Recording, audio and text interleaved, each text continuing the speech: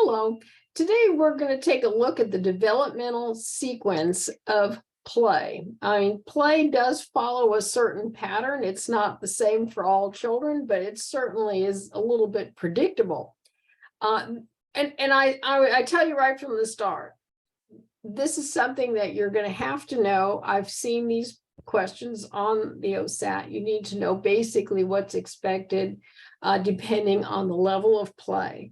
So make sure you know the terms. There basically is a reason for knowing about play because children learn about the world around them through play. They make all their connections through play. They learn their social skills and their cognitive knowledge as well through play. So let's take a look at the two different kinds. When we talk play, we're really looking at two different kinds of play. We've got the cognitive play where they're picking up real knowledge about the world and learning what they can do with it. And then there's the social play. And each of those have different stages that children move through. So we'll start with the cognitive play. Cognitive play starts out highly functional. You can look at the little link to take a look at what cognitive play in the functional stage looks like. But this is just where they learn what they can do. It's hammering things, it's dropping things to see if they fall. When you have a baby that keeps dropping their food off the high chair to watch it go down and see what you do next, that's functional play. And here you can see all kinds of functional play. You see the baby doing the rattle and the stringing of the beads and the throwing of the baseball.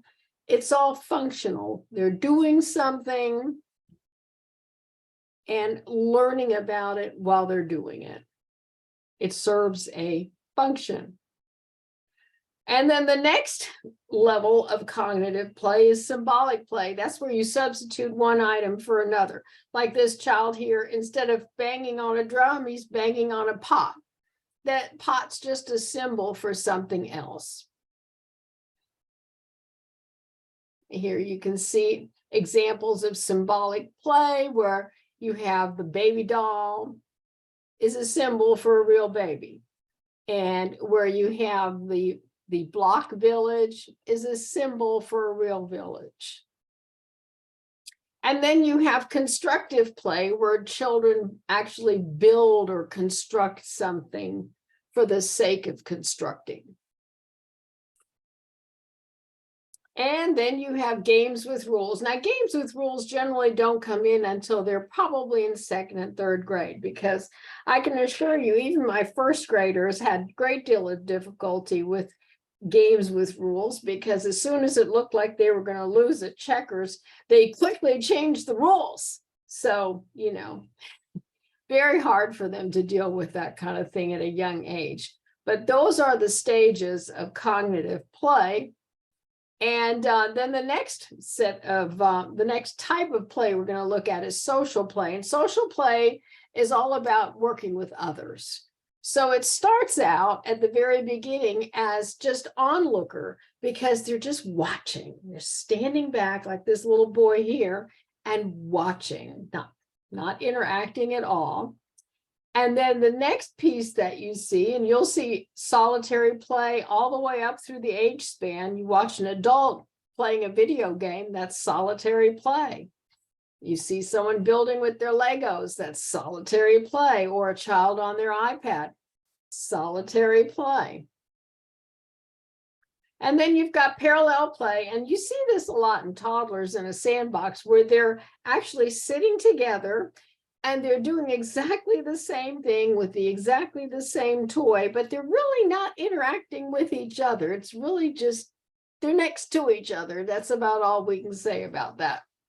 That's why it's so important, if you have a toddler class, to have at least two of each item. You prevent an awful lot of battles when you have two, because they really do like to engage in the same kind of play at the same time.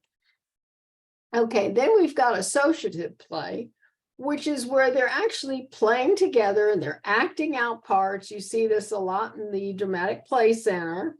But it's not so scripted that when one child leaves, the other child cannot continue. They can just continue on just as before, even if one child leaves that play center. But they are actively engaging with each other. It's a back and forth.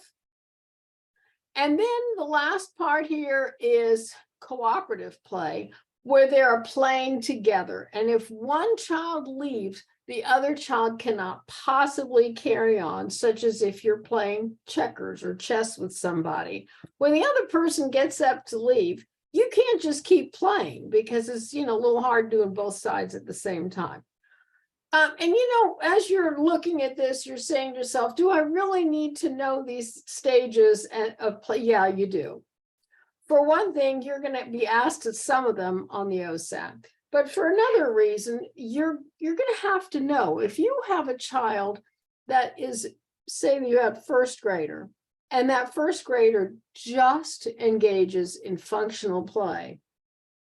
When it comes to the cognitive level, they're banging on the table all day. Or say you have a first grader that just engages in onlooker when it comes to the social play, where they're just watching the other children. Those are symptoms. Those are symptoms that tell you that that child is having some difficulties. That will cause you to look for other things that are going on with the child as well. It probably lead you to go to the child study team with your concerns and maybe have that child evaluated.